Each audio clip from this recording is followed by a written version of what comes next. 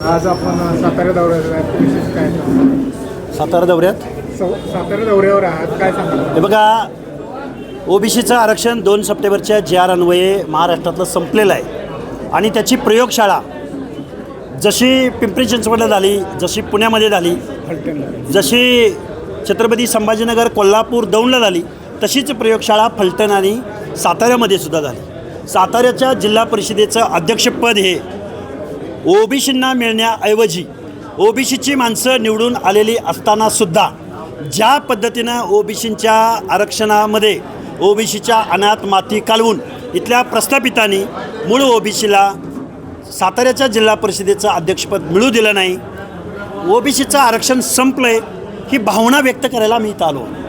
दुसरं म्हणजे आता आपण बारामतीमध्ये पोटनिवडणूक होती, ते बोलू आपण. महेश शिंदेंचा तुम्हाला फोन झाला, तुम्ही भाषणांतर सांगितलं नेमकी काय कसं झालं? हे बघा, महेश शिंदे साहेब बोलले की मी इथं ओबीसी उभा केला, तिथं ओबीसी उभा केला, तिथं ओबीसी उभा केला. त्यांनी एका अर्थानं ओबीसीवर अन्याय होतोय हेही त्यांनी मान्य केलं, पण त्याचवेळी त्यांनी सांगितलं की फडतरे नावाची व्यक्ती ज्यावेळी पुढनं आली त्यावेळी आम्ही हा उमेदवार उभा केला. म्हणजे तुम्ही सगळ्यांनी ठरवून ही लुटूपुटूची लढाई लढताय का? सातारच्या जिल्हा परिषद अध्यक्ष पदावरती ओबीसीचं आरक्षण गेलं किंवा ओबीसी डावलला गेला याच्यावर चर्चा होण्याऐवजी मंत्री म्हणतायत आमच्या हाताला लागलं, दुसरे म्हणतायत कायदा आणि सुव्यवस्था.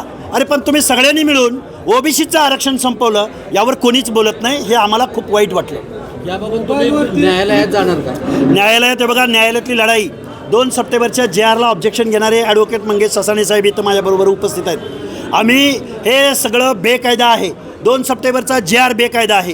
कुणबीकरणाद्वारे ओबीसीमध्ये येऊन ओबीसीमधल्या नोकऱ्या, शिक्षण, पंचायत राजमधलं आरक्षण हे पूर्णतः हिरावून आज मराठा समाजानं घेतलेलं आहे. त्याच्यामध्ये आमदार मंडळी आहेत, त्याच्यामध्ये वेगवेगळी राजघराण्यात जन्माला आलेली मंडळी आहेत आणि इथून पुढं बलुता आलुता किंवा भटके विमुक्त जाती जमाती ओबीसीच्या पदावर नसणार आहेत. तर मराठा कुणबीकरणाद्वारे ओबीसीमध्ये आलेली मंडळी हेच फक्त ओबीसीच्या रिझर्व्ह जागेवरती दिसतील.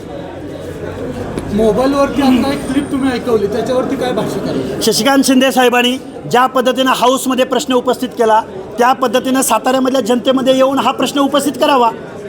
त्यांचा पक्ष कुठला याच्याशी आम्हाला देणं घेणं नाही, पण ते ओबीसीची भूमिका जर हाऊसमध्ये व्यक्त करत असतील तर त्यांनी रस्त्यावरती येऊन ही भाषा बोलावी, सातारमध्ये बोलावी. आम्ही त्यांच्याबरोबर आहोत. या संदर्भामध्ये ज्या शशिकांत शिंदेनी आज विधानसभेत आवाज उठवला, त्यांनी सुद्धा तोच उमेदवार दिलेला होता जो कुणबी दाखला. म्हणून आम्हाला हे पुतना मावशीचं प्रेम आहे सातारकरांच्या पुढाऱ्यांचं. साताऱ्यातल्या यांना कुणालाही सामाजिक न्यायाचं पडलेलं नाही, संविधानाचं पडलेलं नाही, ओबीसीचं पडलेलं नाही.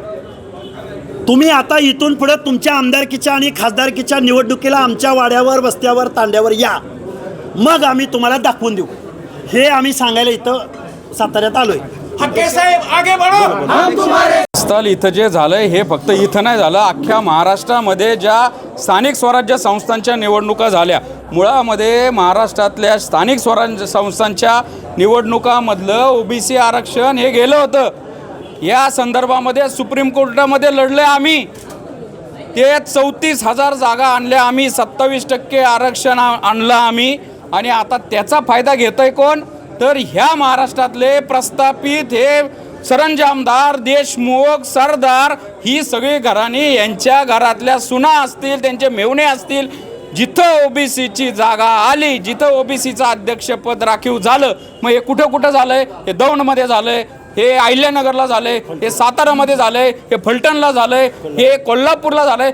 लाजा वाटल्या पाहिजे तुम्हाला. स्वतःहून छाती ठोपटून घेता आम्ही देशमुख, पाटील, वतनदार, आणि इथं कुठंतरी 18 वर्षानंतर साताऱ्यामध्ये ओबीसीला अध्यक्षपद राखीव होतं.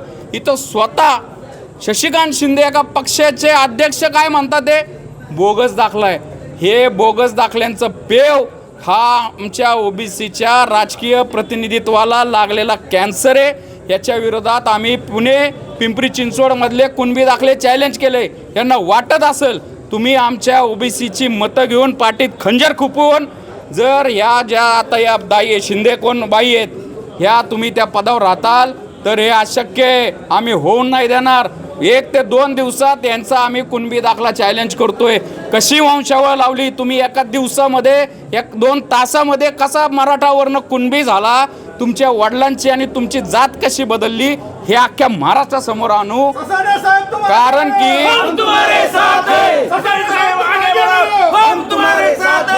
बाबासाहेब आंबेडकरांनी आम्हाला दिलेलं राजकीय प्रतिनिधित्वाचं हक्काधिकार तुम्ही हे असे वरबडताय. आमच्या ओबीसीच्या 450 जातीला कुठंतरी थोडंसं या पंचायत राजमध्ये प्रतिनिधित्व मिळतं. आम्हाला निधीसाठी तरतूद करण्यासाठी आम्हाला ते प्रतिनिधित्व पाहिजे. आमचे जे त्या स्थानिक स्वराज्य संस्थांमधले ज्या अडचणी आहेत त्याच्यासाठी आमचा माणूस तिथं पाहिजे. पण तुम्ही ते पण हिरावून घेताय आणि वर छाती ठोकपणे सांगताय की आम्ही शिवाजी महाराजांचे वारसदार. अहो, महाराजांनी सांगितलं होतं रयतेच्या भाजीच्या देठाला पण हात लावायचा नाही, आणि इथं रयत तुम्ही लुटताय. त्यामुळं ही आमची आता अस्तित्वाची आणि नव्याने स्वातंत्र्याची ही लढाई चालू झालेली आहे.